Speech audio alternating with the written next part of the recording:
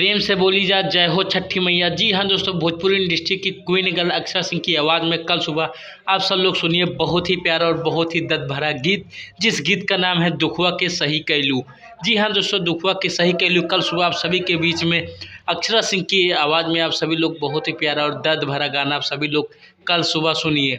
जी हाँ दोस्तों, आप सबको बता देना चाहता हूँ कि सारेगामा भोजपुरी के चैनल के माध्यम से सुबह 7 बजे यह गाना आप सभी के बीच में रिलीज होगा। इस गाने को गाया है ब्रिजेश संध्या ने और साथ में आवाज़ दिया है अक्षरा सिंह ने कल, और इस गानों का म्यूजिक दिया है अभिनेश झा घुंगरू ने। तो दोस्तों, कल सुबह दुखवा के सही कैलू का full video song Saregama Bhojpuri channel के माध्यम से सुबह 7 बजे रिलीज हो रहा है। तो आप सभी लोग इस गाने को ज़्यादा से ज़्यादा सुने, अपना प्यार और आशीर्वाद दें।